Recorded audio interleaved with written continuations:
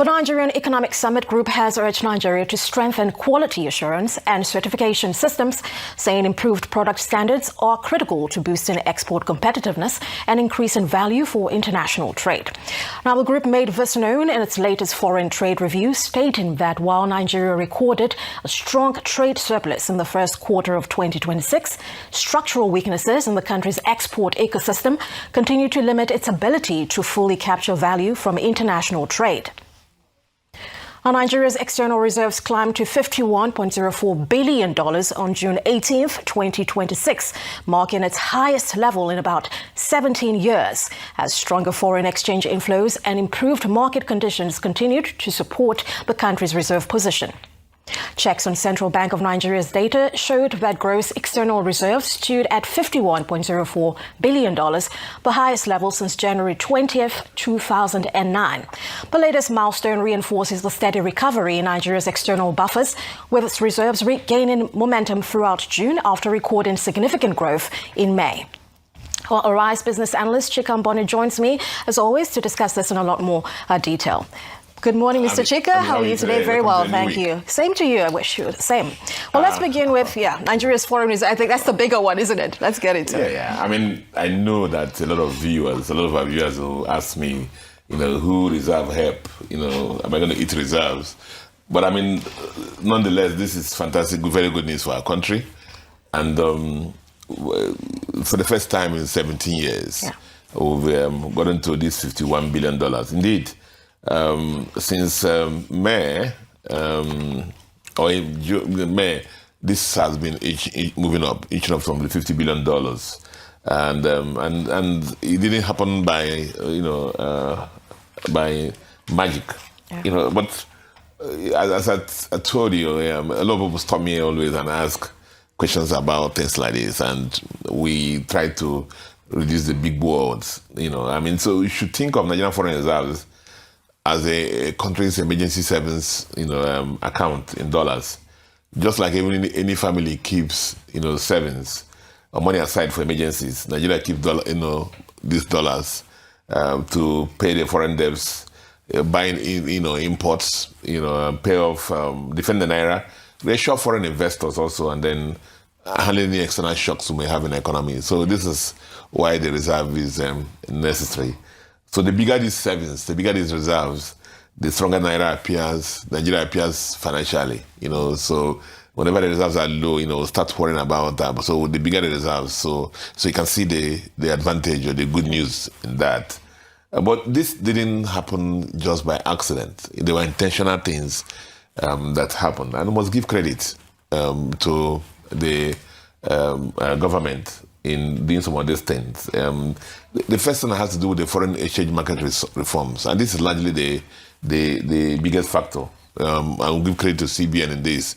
Remember, CBN liberalized the FX markets and then reduced the multiple exchange rates we had in the system, tightened the market's rules, and then improved transparency. The transparency helped the foreign portfolio investors who hitherto we are worried about when they bring in their money, whether they can take it out. The CBN liberalized the FX market, enabled them to do that, to get on their confidence and that. The other thing that happened also that led to this higher oil productions. And, the oil production improved compared to, it's not as over yet, the pipeline vandalism, all those crude oil theft, disruptions. It's not over yet, but substantially there's a lot of improvement now. And that had led to increase in Nigerian production. Indeed, I think the last 1 to 2 months, Nigeria has met is the OPEC quota, which we've never done for a long time. So more barrels of oil have been exported, and that means more dollars entering Nigeria. The other thing that led to this also is our brothers and sisters abroad on diaspora remittances. So what has happened also, the liberalized FX market has made a lot of them used to go to informal channels to bring their dollars into Nigeria. So because of the liberalized FX market, a lot of people now use the formal, the official banking channels, and that comes into the calculation, the reserves, and of course the higher foreign capital inflows. Investors, I said, are returning. Treasury bills, government bonds, the stock market, and so on and so forth. Those also contributed to that. And then the non-oil exports, which I think is the other story that you read. There have been improvement in oil export receipts. any more from agriculture, services, manufactured goods. So when you're losing, weight or good stead, you're losing weight in your stomach. The other side also, the other parts of the body also lose weight, which is good news. So this is consistent with the kind of news we've been hearing. The foreign reserves, naira stability have happened. Inflation has been, moderating. Investors' confidence are returning. GDP growing, capital inflows increasing, banking sector recapitalization. All these are consistent at the macro levels, and that's the issue. These improvements have been largely, on the macroeconomic improvements. But that comes the most important question now for my viewers. I'm sure they're going to ask me myself, but why Nigerians still complaining? If we have reserves, growing, inflation coming down, trade surplus happening, why Nigerians still complaining? Because the macro is improving, which is the big economy, but the micro, which is at the individual level, is not, is still hurting. It's like the doctor telling the patient that your blood parameters are improving, but the patient says, but doctor, I'm still hurting. Those two can actually be correct, but it's, I guess, with time that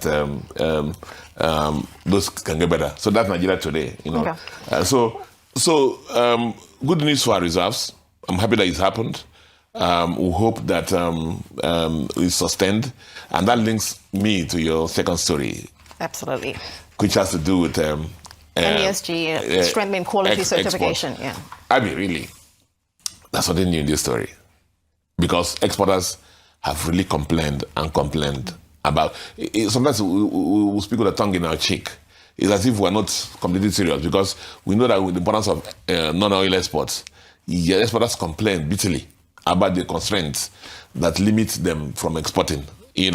I do recall in the old CBN regime, we raised this issue thoroughly, and then what happened was the fact that the CBN came up with the fact that they will do a couple of things. And some of those things include the fact that they will have not dedicated export terminals, because exporters complain the fact that it takes them time, to process the exports to go out. A lot of frustrations, a lot of tables. And then the other thing was that you may not know this, that a lot of exporters actually reroute the exports to neighboring countries, because they find things easier there. And, when they do that, what happens? We lose the revenues, we lose the tax, we lose everything. And also the domestic value capture as well. Captured also. And then the most important one is the fact that the quality of the products we export are not consistent. And that's where you have the problems. The certification process is very expensive. Laboratories are very weak. Port congestion. So the litany of problems that the exporters face. So we don't want to just be exporting raw materials. We want to do value-added exporting. So from cocoa, let it be chocolate we're exporting. From the cassava, let it be the starch we're exporting. And so on and so forth. So the issues that confront the exporters, Nigerian non-exporters especially, are still there. And it amazes me that government to government, exporters are complaining. We know the importance of export, yet we don't solve them. Absolutely. Why must Nigerians be going to other countries to go and export their products? Why can't things be easier for them? And that's why there was an issue of the dedicated export terminal.